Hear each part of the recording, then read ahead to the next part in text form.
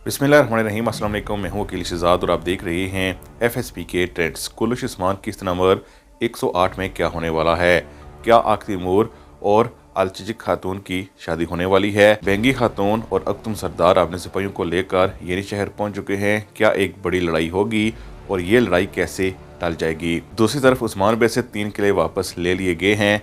उस्मान बे इन किले को वापस कैसे हासिल करेंगे? इस्माहान खातून ने जंगी लिबास क्यों पहना हुआ है और सल्जोक जंगी हेमा क्यों लगा हुआ है? आज के हमारे मौज़ूआत यही रहेंगे। लेकिन वीडियो शुरू करने से पहले आपसे गुजारिश है कि अगर आपने FSP के ट्रेंड्स को सब्सक्राइब नहीं किया तो ज़रूर सब्सक्राइब कर लें।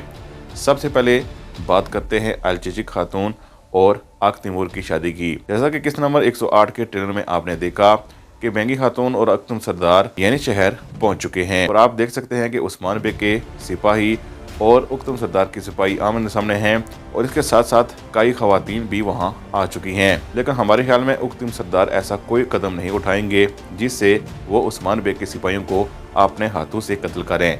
इसलिए हमारे ख्याल में अलचिजिक खातून अगर येनी शहर में होती है तो इस सूरत में वो खुद सामने आएगी और अपनी रजामंदी जाहिर करेगी, जिससे हमारे ख्याल में तुर्क रवायात के मुताबिक अख्तम सरदार अमल करेंगे, यानी वो अलचिजिक खातून पर हरगिज़ दबाव नहीं डालेंगे और ख़ुद बेंगी खातून को कहेंगे कि हमें वापस जाना चाहिए, क्योंकि अलचिजिक खातून नहीं चाहती कि वो भयंदर से शादी करे। अगर वो आक तैमूर से शादी करना चाहती है तो फिर उसकी रजामंदी में ही हमारी रजामंदी है। इसलिए हमारे ख्याल में अख्तम सरदार का और अलचिजिक खातून का ये लड़ाई टालने में एक अहम किरदार होगा। दूसरी तरफ उस्मान बे आक तैमूर की शादी एनागोल में कराना चाहते हैं, लेकिन एनागोल पर तो अब इससे पहले तुर्गत का कब्जा था।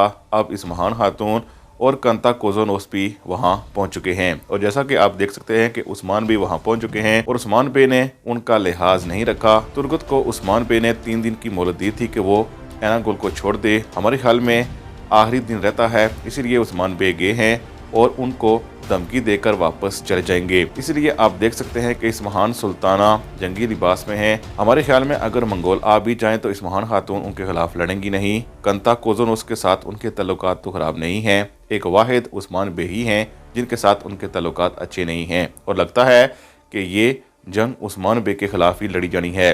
लेकिन हमारे ख्याल में इस जंग की शुरुआत से पहले ही मंगोलों की एंट्री हो सकती है या फिर कोई ना कोई ऐसी एंट्री होगी जिससे ये जंग अभी नहीं होगी, क्योंकि तारीख के मुताबिक सल्जोकों और उस्मान बे की बराह रास्त कोई जंग तो नहीं हुई थी और अगर ऐसा होता है तो ये तारीखी तौर पर गलत होगा। लेकिन चूँकि इस्माहान खातून जंगी लिबास में हैं तो कुछ भी कहा नहीं जा सकता। बहरहाल क्या ये जंग होगी आप कमेंट सेक्शन में ज़रूर बताइएगा। इसके अलावा हमें लगता है कि जल्द ही उस्मान बे और सफ़ेद दाढ़ी वालों की मुलाकात होने वाली है। सफ़ेद दाढ़ी वाले हमारे ख्याल में उस्मान बे को मज़ीद रास्ता भी दिखाएंगे और इसके साथ साथ कुछ तरकीब भी बताएंगे।